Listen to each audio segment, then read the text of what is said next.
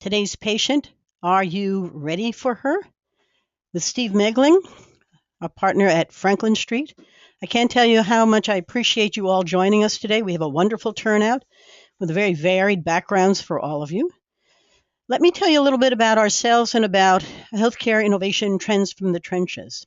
I'm Andy Simon, and I'm an anthropologist, and I've been working with companies that need or want to change. About half our business is healthcare or healthcare related. Part of what we're finding is that as the consumer is changing and the healthcare systems are changing, there's a lot of things that are going on in the trenches that, if they were shared, would be of help to others in very innovative ways. So that was the genesis of our webinar series. Steve Moegling is a partner at Franklin Street. And Franklin Street took on the task of one of our clients. We worked with them on rebranding them. And after doing all of our research, it came time for joining forces with someone like Steve and Franklin Street to help articulate the rebranding. And they've been doing a marvelous job for the last 2 years. So it was with that in mind that I asked him if he would participate. We've been doing this for a year and a half, and all of the webinars are available both on our website and on YouTube. So with that in context, let me tell you a little bit about Steve. He's a partner at Franklin Street, which is a healthcare branding consultancy. He works with the firm's clients, as he did with ours, on the brand positioning, on service line marketing, and on digital patient acquisition strategies. And they have a wonderful ability to listen to what that market is talking about and convert it into very powerful executions that really work. He's also editor of the Franklin Street's blog, The Next Idea, which is one of the highest read healthcare marketing blogs in the country, and it's well worth taking a good look at it. He's a past speaker at SHISMED, as well as the National Council for Behavioral Health and the Healthcare Marketing Summit. And Stephen's also written for Healthcare Marketing Report, and he provides trends for the modern healthcare. He's also working on a novel, and he's a fitness and wellness enthusiast. So it's with that in mind that I'd like to introduce the context in which we're doing this, and then turn it over to Steve to share with you what he's seeing in the market and how Franklin Street and Steve are beginning to help their clients reevaluate their branding and their marketing and make that new consumer, that patient, come to them. So a little bit as an anthropologist, people ask, what does an anthropologist do in corporations? We hang out. We do a lot of observational research. People we know cannot tell you what they're doing or how they're feeling, but when you listen and you watch, you can pick up all of the pain points, all the struggles, and all the anxiety.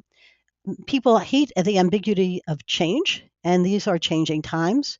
We were meeting with orthopedists this morning, and their old referral streams have shifted, and they are not quite sure how to find patients in the new ones, much less how to create them, much less how inbound marketing could help them. It's very interesting times. Now, the themes for webinar today is the consumer is changing, really changing. I'll tell you a little bit about what we're finding qualitatively so Steve can share with you some of the quantitative stuff. Healthcare delivery is changing everywhere, and it's no longer a little here and a little there. Systems are taking over hospitals. Hospitals are buying doctors. Doctors are forming multi-specialty practices to compete with hospitals. Everything. And then I have CVS and Walgreens who are opening up those mini clinics. Really interesting. And then there's a branding and marketing that are changing, but perhaps not as fast as they ought to be, or not sure what they should be. Some of the things that we're seeing, we're doing some original research on how healthcare marketers are adapting their marketing strategies and budgets, particularly how they're shifting their dollars from outbound traditional direct marketing and advertising to inbound, to search, to pay-per-click, to all sorts of things that are emerging. Some are changing their budgets. Some are evaluating the options we're seeing. Some are trying to figure out what's happening and where are those patients and how do we capture them. And some are trying to evaluate different vendors and options and are shifting around. Qualitative research among consumers that we do has been quite revealing. We're innovation games facilitators and trainers. Games and serious play, we find, are great ways of digging into what consumers are doing and letting them help us help them understand better what's actually taking place.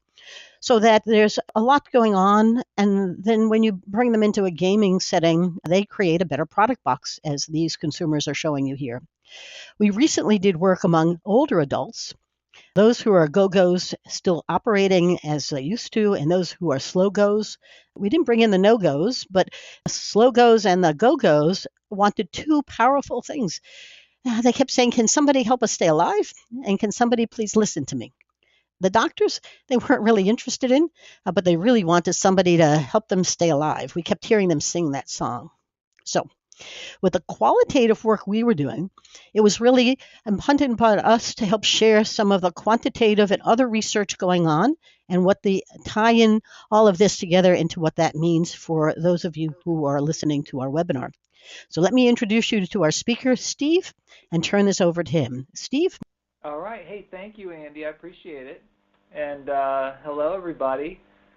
I hope all of you are in warm, sunny climates today, but chances are you're probably frozen under like the rest of us. I'm very excited for today, and I hope for at least a short while we can get our thoughts off the snow and the below zero freezing weather out there that most of us are experiencing. As Andy mentioned, I really want to talk with you all today about what today's audiences really think about healthcare providers. Gleaning on some research developed from colleagues of ours in the healthcare industry, really exciting research being done. And then moving into how health audiences are consuming media. And I'm going to focus a lot today on digital, simply because that seems to be the concern for so many of my colleagues in the healthcare marketing and communication space. You know, what do we do about digital strategy? Because we know things are changing, and how do we respond to those changes to be most advantageous for our brands? And we're going to dial in today also about connecting and using those technologies and innovations to reach and engage and convert those healthcare audiences out there.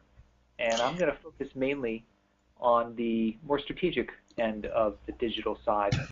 And then we're going to wrap up today by talking about strategies to win over your next patient.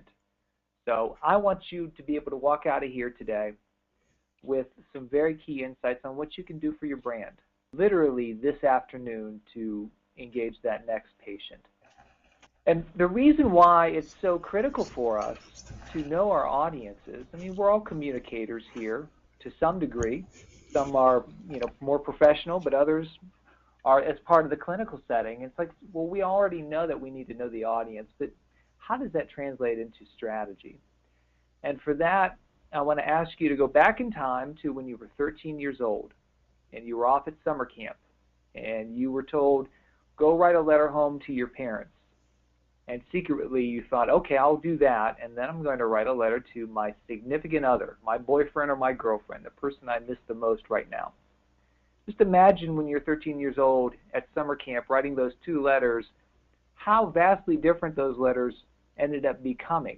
What you wrote to mom and dad was probably very straightforward, by the book, and then you really put your heart and soul into that letter that you wrote to your significant other.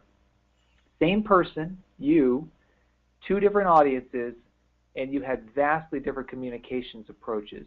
You talked about different things, you put more emphasis on different stories, maybe used a different color ink when you're writing to your significant other, maybe red with a lot of flowers and hearts, X's and O's. So it's very critical that we think in terms of really knowing our audience, having those audiences be extremely connected to our brands, because that really shapes everything, and it creates a very personal kind of conversation, which is really the strongest way for all of us, as we know, to communicate. I want to give a quick shout out to several research firms that helped with collaborating on key pieces of data that I'll be sharing today. Klein & Partners, PRC, Bowman Consulting, and Kinsey & Day. I'll be sharing with you research approaches that each of these firms has produced, and I think that their content really helps to shape what the modern healthcare consumer is thinking and feeling and believes, for better or worse for our healthcare brands, I might add. So the first couple slides come from Klein and Partners, who do a really interesting national survey of healthcare consumers. And what they reported in the last survey was that going online to rate a doctor or a hospital has doubled in the last 4 years.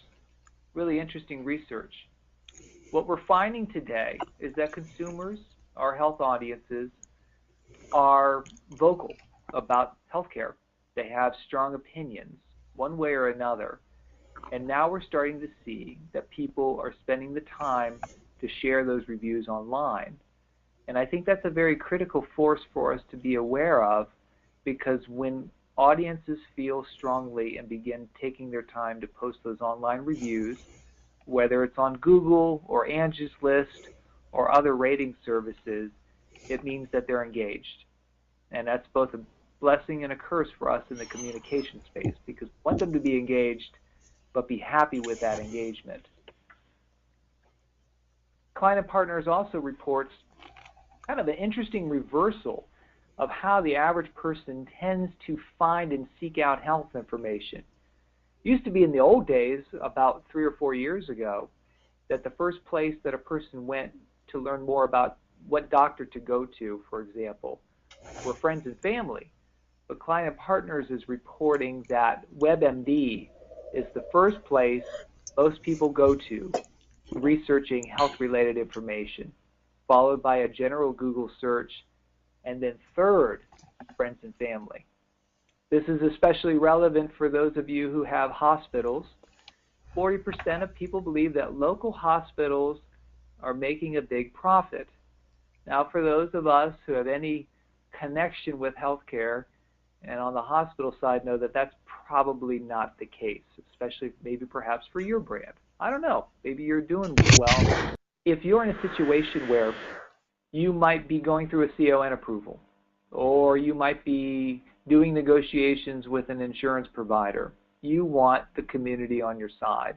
But if that community, local community, thinks that you make a big profit, chances are it's going to be harder for you to help kind of move forces your way. So just be aware of that. Klein and Partners also reports that 11% of people have been to a hospital website in the past 3 months. I thought this was a really interesting statistic.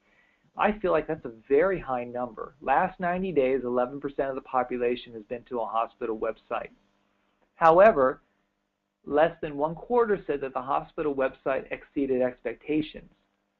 So close to 75% of the audience didn't feel that that website was anything more than just average or disappointing. Now that's both an opportunity and a challenge for many of us, because, you know, as Lily Tomlin once said, it's easy to stand out in a mediocre world.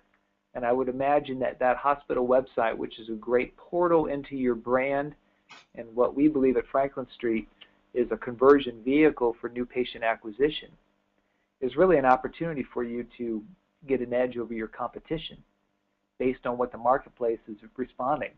PRC reports that 70% of patients would pay $50 or more a month to include their preferred hospital or doctor in their health plan. And they asked the question as part of their survey results back to the people reviewing the surveys, what's your brand worth? Do you have a brand, or do you have a physician group, or are you a provider yourself that is providing enough value that the consumer would want to pay more to have you in their plan? The short answer, of course, would be yes, absolutely. But now that we're starting to attach a monetary value to the quality of your brand and your reputation, suddenly the concept of branding goes from a nice to have to a must have to compete in this modern world with today's audiences. PRC reports that awareness of hospital advertising increased 10% in the last 4 years to 61%. Yet hospital preference has decreased 13% over that same time period. And I found this fascinating too, because when I think about our clients and colleagues in the hospital advertising space, I don't know that hospital advertising budget-wise has increased in that span of time. My sense is, and this is purely my own speculation, is that more and more people are being connected and engaged with healthcare like never before. So people are starting to tune in. That's good news for people in the healthcare advertising space. On the downside, hospital preference has decreased. And I have no easy answers for that other than I think the changes in the healthcare environment, the changes in cost, putting more cost back onto the consumers, creating some tension and some frustration among our audiences. Now I want to share some interesting slides from research from Bowman. Bowman Research shared this with me. They did this really cool study not too long ago where they did a qualitative study asking what women really wanted from healthcare brands.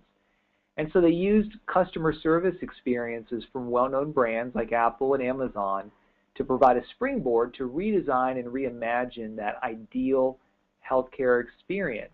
So what you're seeing here are the brand attributes that came to mind for Amazon and Apple, which were two of the highest trusted and loved brands found by this qualitative research panel. So for Amazon, they had attributes like personalization. They had attributes like painlessness. It was easy to get what you needed when you go onto the website. Amazon's very good at predicting what you're going to be looking for, what your needs are, what you want to buy next. Amazon has a great customer service track record. It's considered the most trusted brand in the world. And so they're very accountable to their customers. And of course, they have a very advanced technology that allows all of this to happen. On Apple's side, they own this attribute of genuine human connection. People associate so much of connectivity with those phones and those iPads and devices. Apple also innovates at cross-product integration, such as with their cloud services. And of course, not a shock to anybody on this call, they also own advanced technology. So how does this relate to healthcare, and what can we learn from this in terms of what today's patients want? Bowman asked that qualitative panel, what if Amazon's personalization brand attribute was applied to the healthcare experience? What would that look like? And one of the great verbatim quotes from the panel was, knowing that my healthcare professional doesn't need to re-know me each time I go to see them would be exciting. Can you imagine people being excited to see the doctor? I think that would be an optimum patient experience. And all of us who have been patients know that feeling of having to reintroduce ourselves 4 or 5 times in that one office visit based on who we check in with and who sees us in the exam room. And so Bowman also brainstormed with the audience panel and said, okay, well, how can we bring that level of personalization deeper into that healthcare experience? So these are ideas that came out from the panel of women that they talked to. They said, well, we'd love to have automatic appointment reminders to help us out with our busy days. Bundling visits so I can come in once, get a bunch of things done, and I don't have to keep coming back. Give me preferred appointment windows. Greet me by name. Give me condition-specific materials before my appointment. Help engage me in that healthcare process so that I'm informed and ready when I walk in the door. Women said, hey, I know I'll probably have to wait to see the doctor even though I wouldn't necessarily want to. I'd like to just be seen at my appointment time, but if I have to wait, make it productive for me. Allow me to have opportunities to be more engaged in my healthcare while I'm waiting to see the physician. Demonstrate familiarity throughout my encounters. Have all of the staff who are connecting with me show that they know who I am, they know my name, they know my background, and give me personalized recommendations on how to help better manage my life in healthcare. Bowman then also asked the audience about Apple's genuine human connection attribute. They said, well, if you all love Apple because it has that genuine human connection, how do we apply that to healthcare? What would that look like? What would that experience be? And they heard things from the audience like, it would be a fun place to go. The doctor's office, the hospital would actually be interesting. I wouldn't dread that encounter. People said I'd feel like a regular. And that's a warm, embracing kind of emotional connectedness that is unfortunately missing in too many of the healthcare encounters these days. People said employees would want to actually be there. And I think we all have that experience where we can just tell when we walk into that store or that doctor's office, that person behind the counter would rather be anywhere else but right there. And what does that make the patient feel when she walks in the door? So then Bowman said, okay, so what are some of the opportunities? Well, how could we reimagine the healthcare experience using this idea of genuine human connection? And so the audience brainstormed and they said, well, that frontline staff, the people who greet us or should be greeting us, they need to know that they're key brand ambassadors. They really represent that experience. Goal-based patient visits, people want to feel like that they have a perspective and an opportunity when they're going into that visit. It's not a passive encounter. Formal desired behavioral training. And I know Andy does a lot of work with clients on this front. Being able to adopt protocols and programs for technology, create some pilot teams, do something innovative. And I think that's what so many of the audience panel kept saying in this really cool research, which is it's one thing to innovate within the medical field, but can we innovate on the experience level? And I really feel that for all of the marketers and communicators and brand managers on this call today, that's really an opportunity for you all. That's really where you begin to plug into that equation and help make that patient journey really, really memorable. Also, as part of the research, Bowman mapped out the average patient experience within that visit. And all of these little circles here represent steps in the process from looking for a healthcare provider all the way through. And the colors represent the different entities that average patient has to encounter in just that one visit, whether it be the insurance provider, the healthcare professional herself, or pharma. And so, people said, well, Apple and Amazon and these other brands that have great customer experiences, they make it so easy for me to do what I want.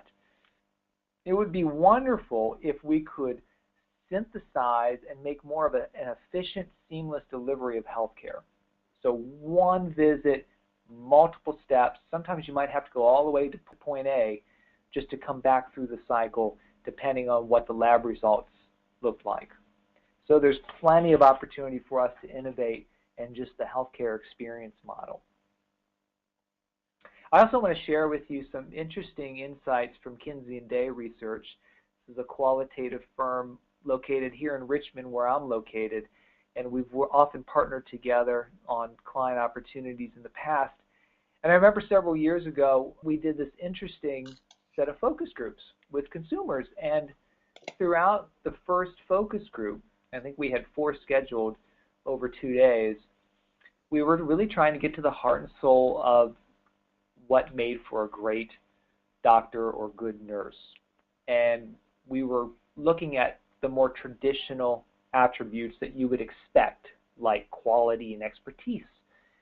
And our client had a really interesting insight during that initial focus group, because we kept hearing from these people, well, this particular organization has really good doctors, really good nurses.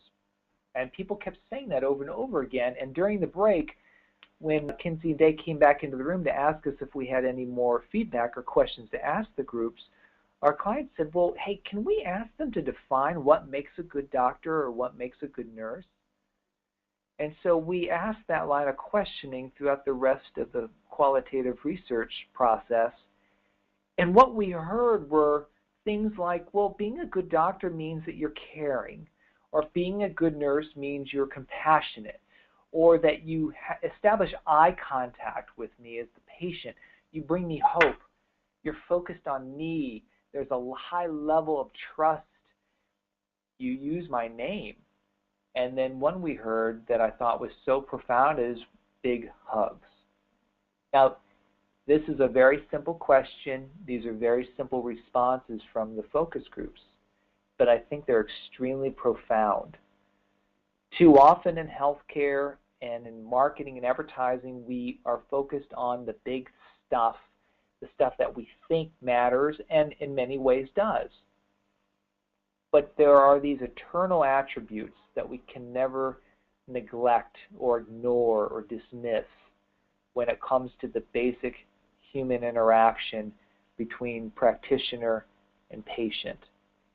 And even though this focus group setting was done in one market in North America, I'm betting that if you ask the same question in all markets across America, you're likely to get very similar responses.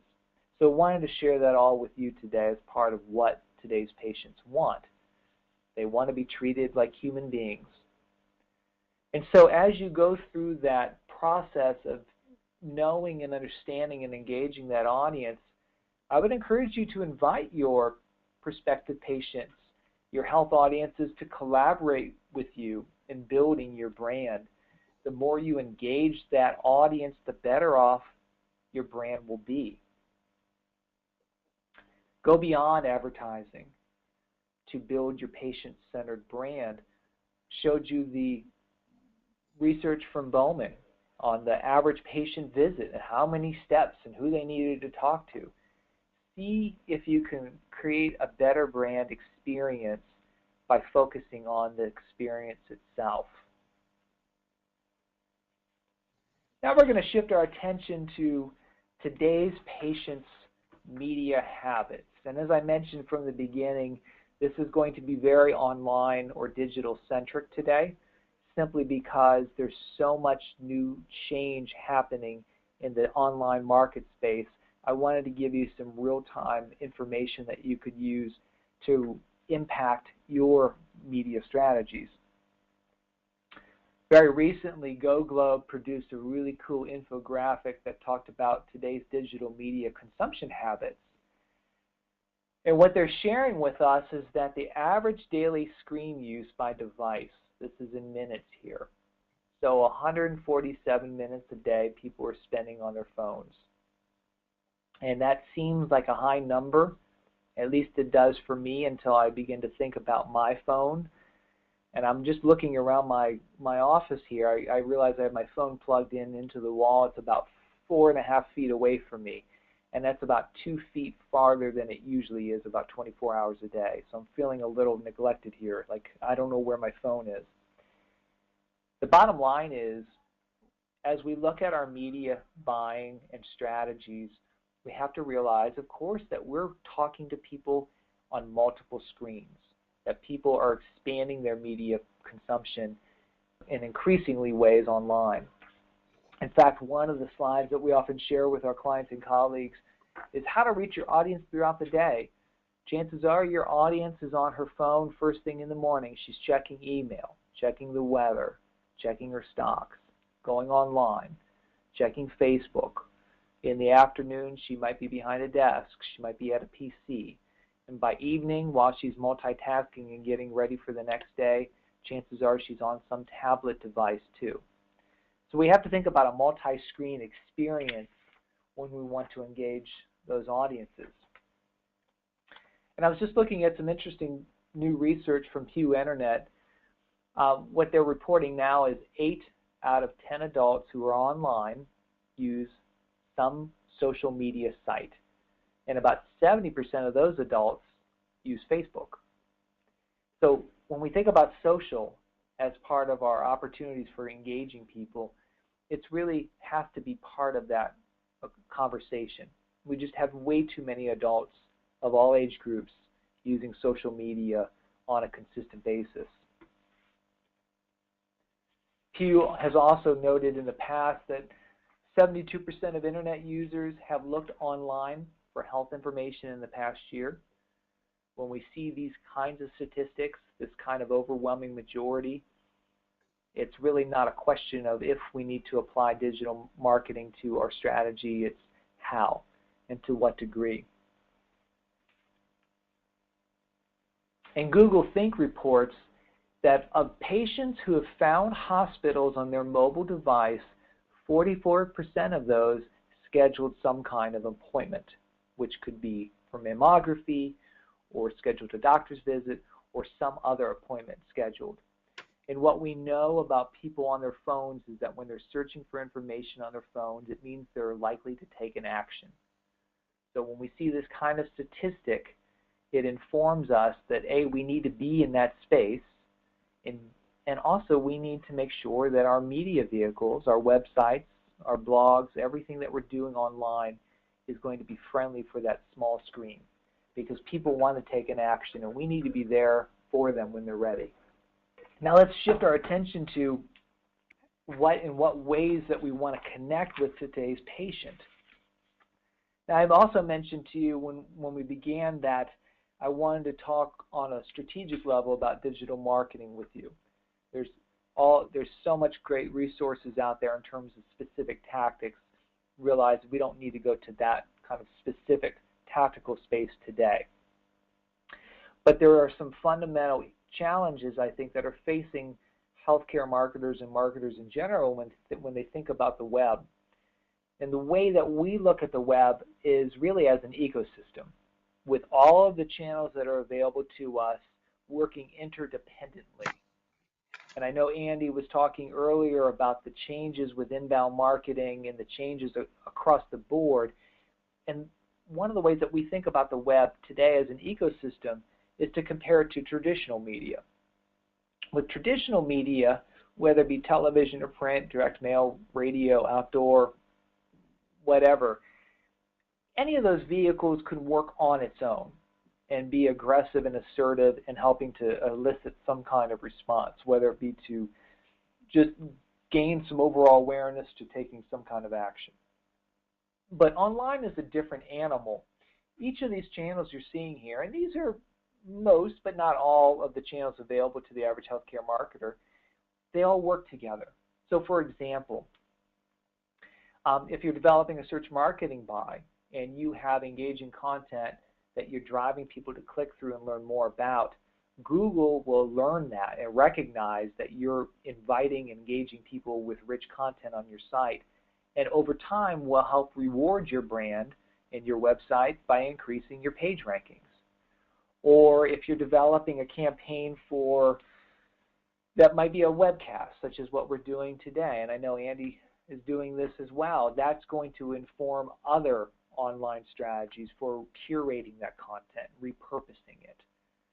Facebook is very compelling in that way. You can repurpose content on Facebook that you might have shared previously in other vehicles, even traditional printed vehicles like newsletters. So thinking about the healthcare web as an ecosystem is a streamlined way to think about how to integrate and connect with today's patients. Now, central to that conversation is the role of the website, because ultimately all that you're doing with online marketing is lead generation, acquisition, or lead nurturing, so that ultimately you acquire those prospects into patients. And that's often how we think about that online buying cycle, which is really no different than the traditional sales funnel that I'm showing you here, where you begin with awareness, you move down to consideration, preference, intent, the actual purchase, and then advocacy. And so what I'm showing on the left of the sales funnel are some types of online media vehicles that you can use at different points in that sales funnel. But the interesting thing to us at Franklin Street about digital vehicles is that they're not mutually exclusive. You know, in the past we would use outdoor as a reminder medium. If we wanted to remind people of the brand, we bought billboards. That was a great reminder resource, and that's kind of what Billboard has always done. Online is different though. I've got Facebook here for advocacy. It's a great tool for having grateful patients share their experiences online and helping to promote that on Facebook. But Facebook can also work extremely well using sponsored posts for awareness building and consideration phase too. So it all goes back to this idea of an ecosystem with all of these elements working interdependently. But the goal is always about conversion in whatever you do. You're always looking to move people from one place to another. One of the challenges, I think, and one of the places that a lot of us fall down, quite honestly, is on our landing page strategies for our websites. So you develop a strong search marketing buy, you get low cost per clicks, you've got the right keywords, you've got people actively clicking through. The challenge is a lot of landing page formulas don't take into account a few common variables. And so what you're looking at here is what I call the minimum level effectiveness landing page template, a very basic structure that any brand could use for any campaign with a couple key points in mind. The first is a strong landing page is self-contained. When you're driving click-throughs, you don't want that audience to have to hunt and peck once they get to that landing page. Focusing on clear patient benefits. I often refer to the copy on landing pages almost like an inverse pyramid, where you start very wide with overall benefit, and then you winnow your way down into very specific types of services and technologies that are available for that prospective patient. Clear calls to action. I like to see 2 to 3 calls to action per landing page. That could be a phone number, it could be an online appointment, it could be an email newsletter if you're looking to drive lead nurturing. Making sure that your website is phone friendly, going back to the statistics that we see about the number of minutes the average person uses her phone each day. And then giving options for long-term lead nurturing. We know that healthcare is a complicated, often long sales cycle. We have clients who tell us that weight loss surgery programs, it's on average 36 months before that person's ready to commit. Joint replacement surgery, average 24 months.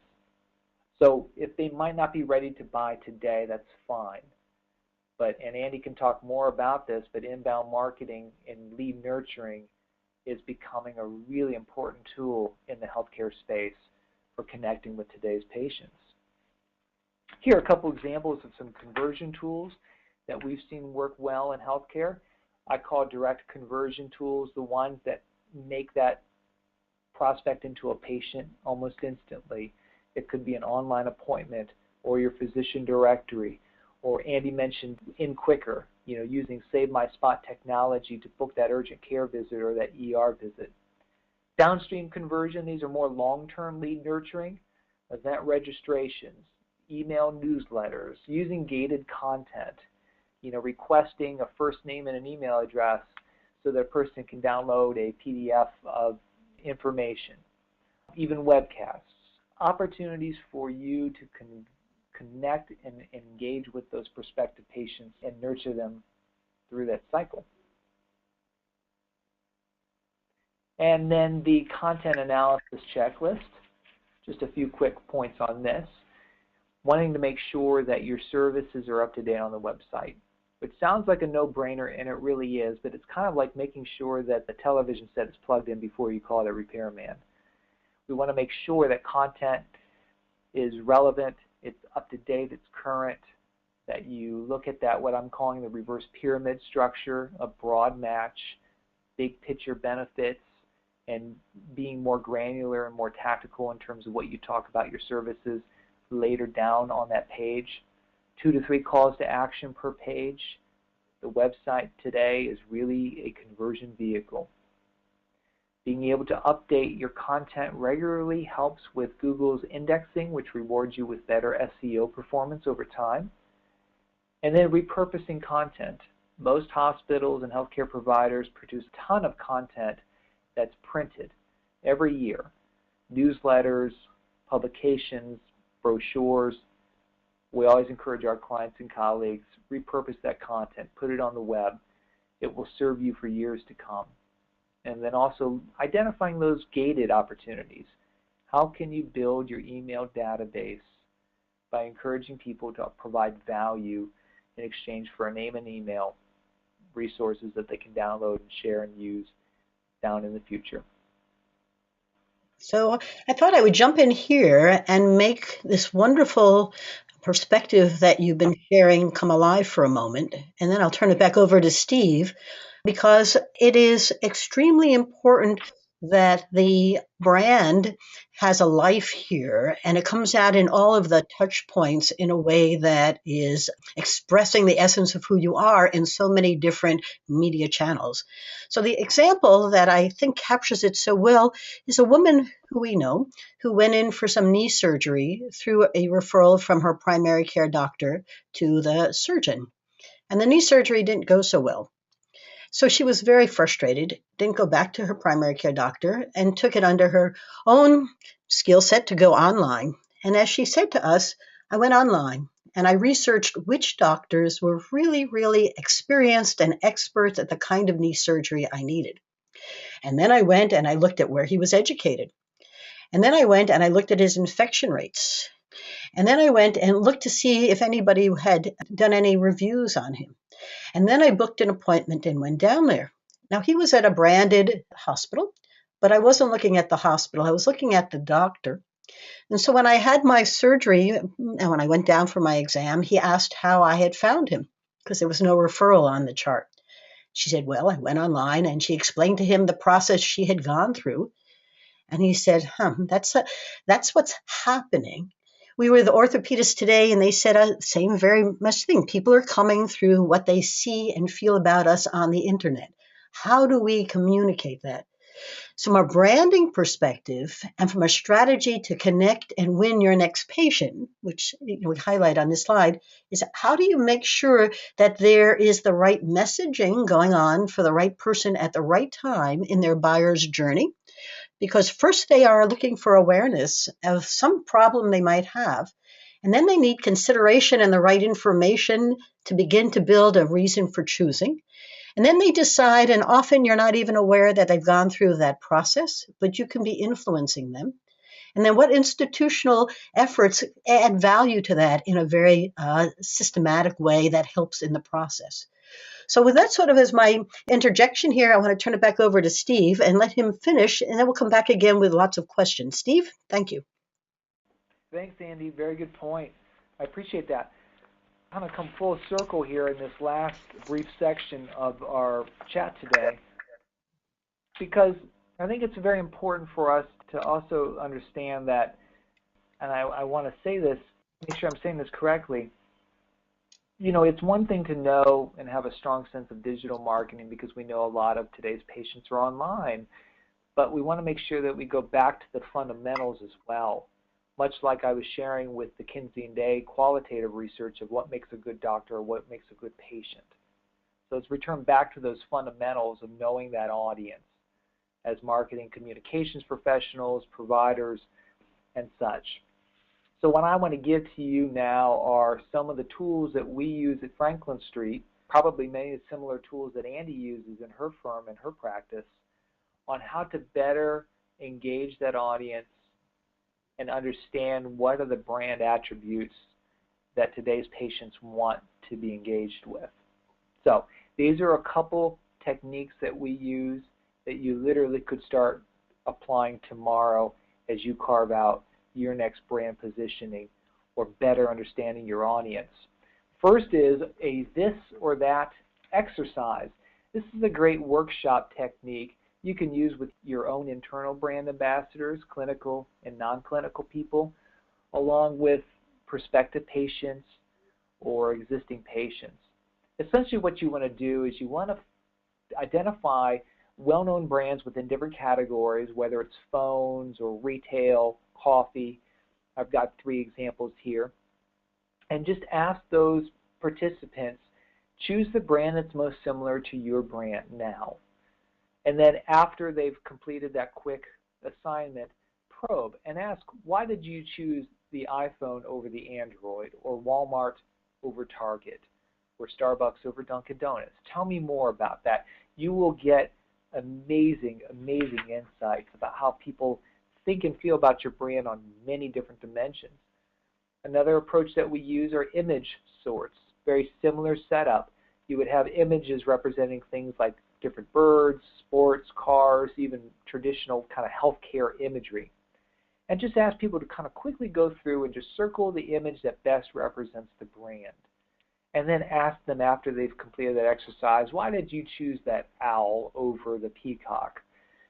And if you do this in a small workshop setting, you're also likely to get really interesting cross kind of observations from different people who said, we've heard people say, oh, well, I was going to choose that NASCAR, the racing sport, but I didn't for these reasons.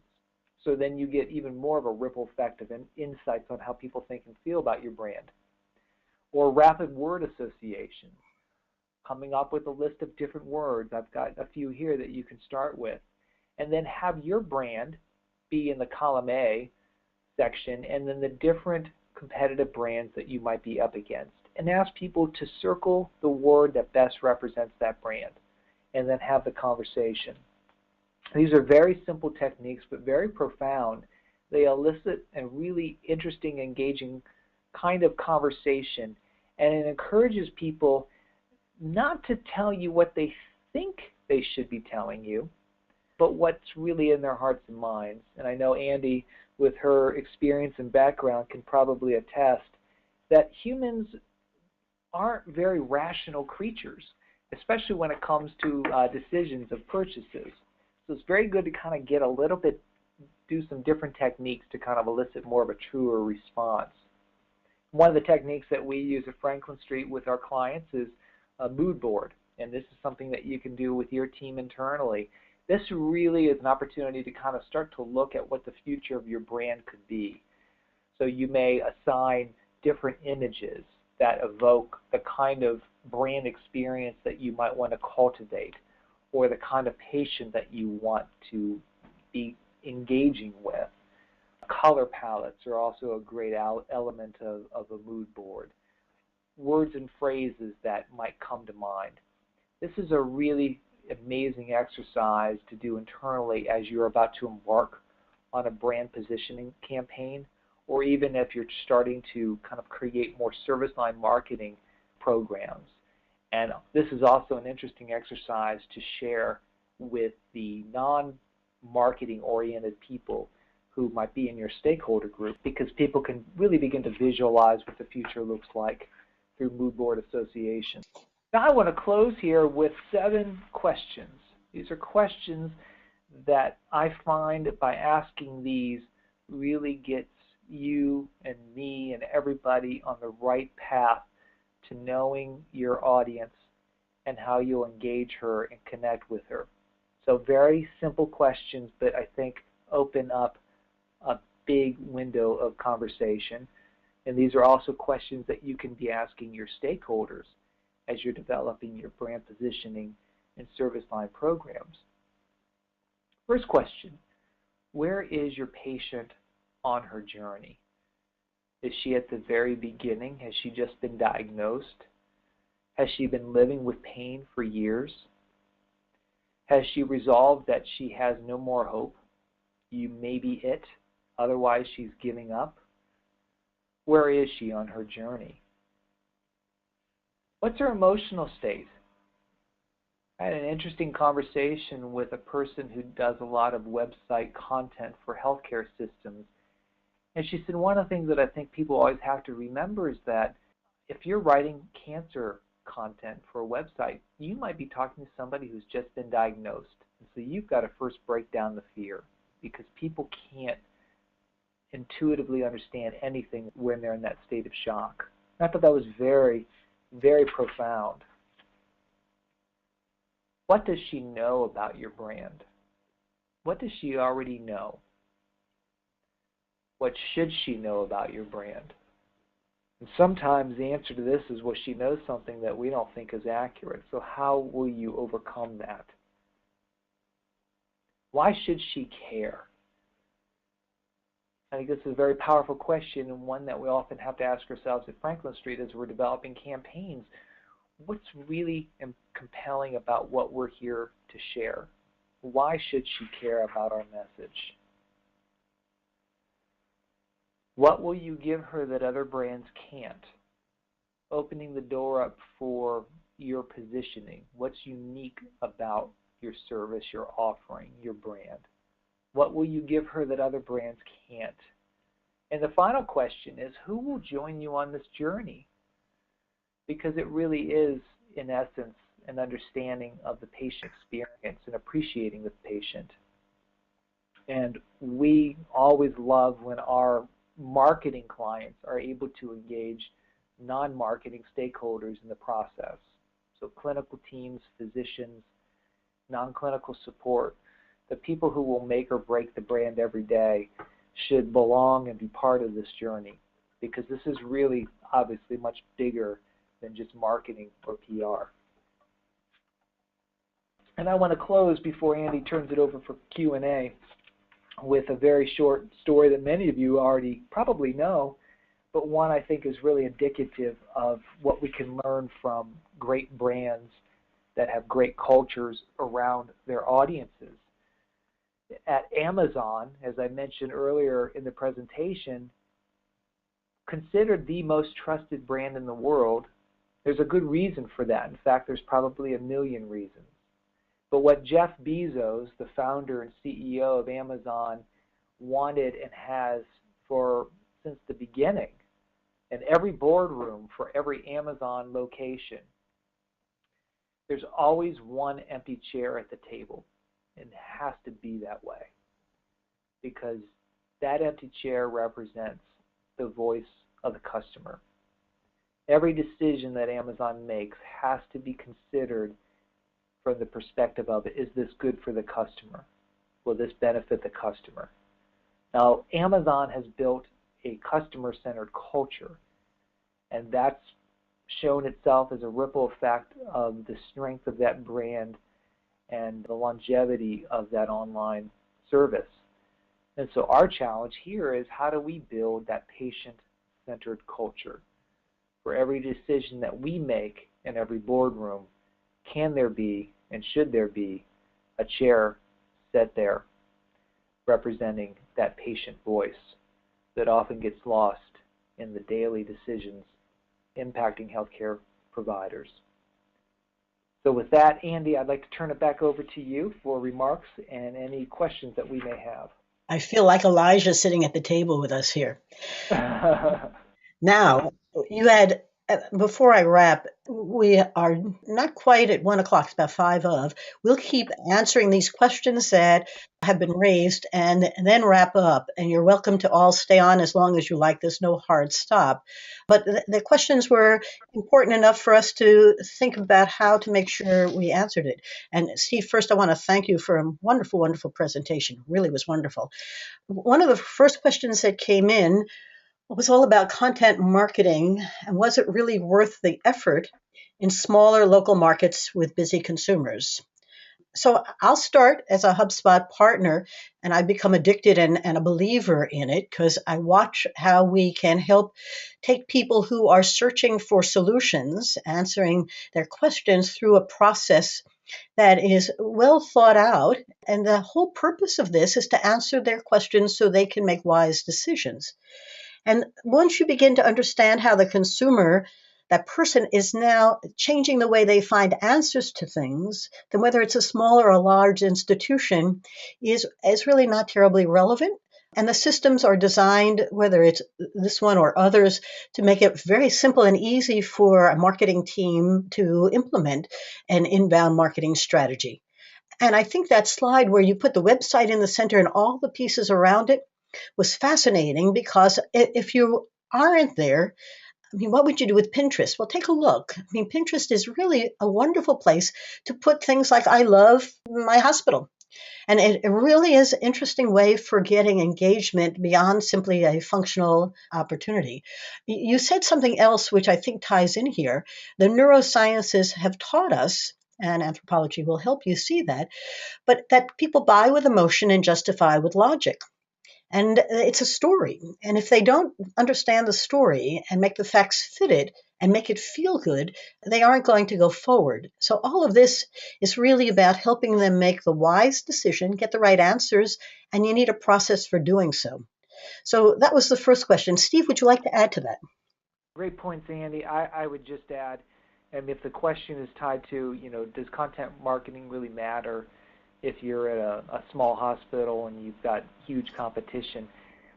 For me, fundamentally, the answer is yes, if and only if you, as an organization, believe that the information on your website, in this case content, is meant to help provide informed educational resources so that people can make wise healthcare decisions. If that's important for your organization, then I think content matters. The rest of it is all icing on the cake. Great answer, sir. Now, the second question that came through was, how do I convince internal stakeholders of the need to change our media mix and add more digital and marketing solutions? My quick answer is that it really is a very integrated marketing strategy now, because sometimes you have to create demand as well as capture it. But Steve, from your perspective, what would you say? Yeah, well, I referenced one of our many really smart clients that we had the pleasure of working with earlier on the Kinsey and Day, what makes a good doctor, what makes a nurse slide. She will often go through kind of a state of the marketing union type of slide deck for her stakeholders, once a year, where she shares the trends, the statistics, the facts about what's happening in the overall marketing media space. And that helps to engage those stakeholders who would normally revert back and say, where's my print ad? Where's my radio spot? Where's my direct mail piece? And so she moves those stakeholders along to understand the evolution of digital marketing and other techniques just by virtue of sharing probably a lot of the slides that we saw here in terms of national data points. I think one of the things, though, that we're finding, it may sound unusual, but the finance people have become interested in this because whether it's Health Grades or HubSpot or Marketo, there are ways of taking the actions that marketing is doing and putting that database through the patient database to actually see what an ROI might look like. And we're actually seeing anywhere from a 4-to-1 to a 7-to-1 ROI because you can see how what you're doing is turning into either immediate patients or people attending events, seminars, and other activities and turning into patients. And all of a sudden, the ROI question is much more understandable. It isn't hoping which 50% of your advertising is working, it's knowing exactly which ones are working. So that becomes very, very important. The next question was, are there any tips for building alliances with clinical teams to help with creating a more patient-centered culture? First, my reaction was, where do I begin? So I'll begin and then I'll pass it on to Steve, because after rebranding, we often go inside and begin to change our culture and do internal branding. And so I'll answer this not necessarily just from patient-centered care, but also you don't want sizzle without a steak.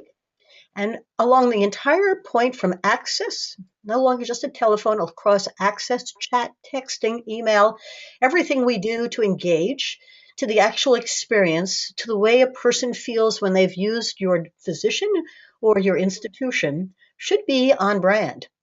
And I think the danger is that this isn't an ad campaign anymore. This is really about helping people solve their needs in very innovative and meaningful ways. Steve, yours? Good points, Andy. And I guess in terms of building alliances to create a more patient-centered culture, in addition to starting with making sure that the employee engagement itself is where it needs to be, I would also look at asking, is your organization have a patient-centered philosophy from the top down? That would be the ideal. But sometimes you need to work from the bottom up. And what a lot of our clients and colleagues have done over time is said, we're not going to try to eat this elephant all in one bite.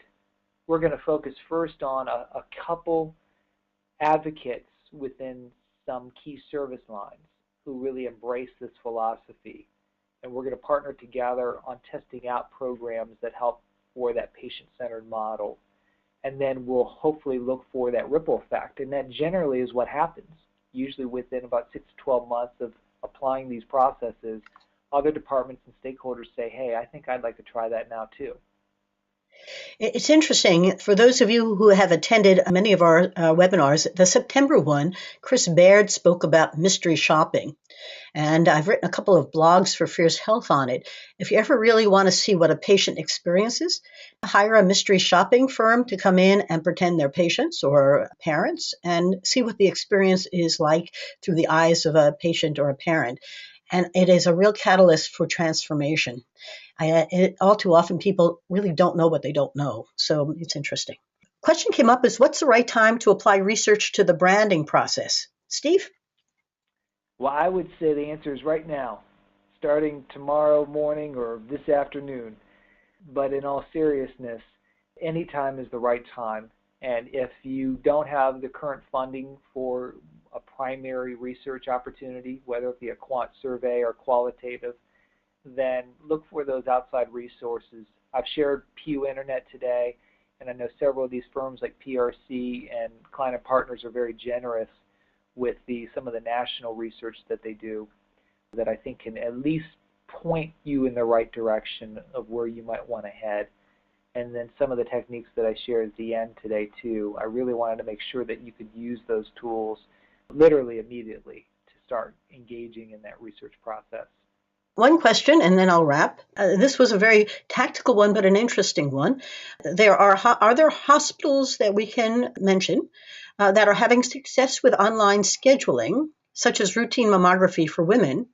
And I sent it out to actually many of the folks who have participated in the webinars and some other folks who are executives at hospitals. Everyone is pointing to InQuicker as something to really take a good look at. Indeed, one of my clients has just installed InQuicker. And InQuicker is an online scheduling system.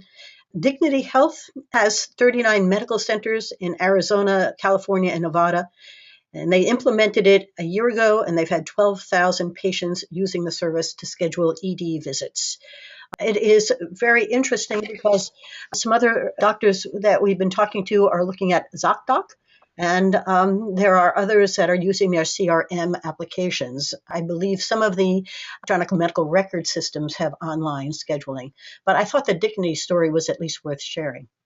Our next webinar is going to be on Friday, March the 13th at noon Eastern Time as usual. Because our January and February webinars, our speakers dug into what was happening with consumer behavior and how it's affecting marketing, I want to follow up with a how-to. I'd like to take you through a process and actually show you how you can do inbound marketing, why you should do it, and what are some of the tools. And I'll provide you with a number of different vendors that might be worth looking at. So we can go from the big picture and the big numbers to, okay, how do I do this? And I'll be speaking in April at a conference on the same topic. So I thought it was timely to try and pull the research we're doing, some of this other research, and some of the how-tos together. Now, Steve and I are always available for more conversations. And so if you'd like, that would be our pleasure. And I can certainly provide this information for you. What happens next is what we do typically is turn the audio and the PowerPoint into a video, and then we send it out to all of those who both attended or who registered and were not able to attend. I can't thank you enough for joining us. Please don't be bashful. Send us some questions, and we look forward to you joining us for our next webinar. Thanks again, and I'll say goodbye now. Thank you, Steve. Appreciate it.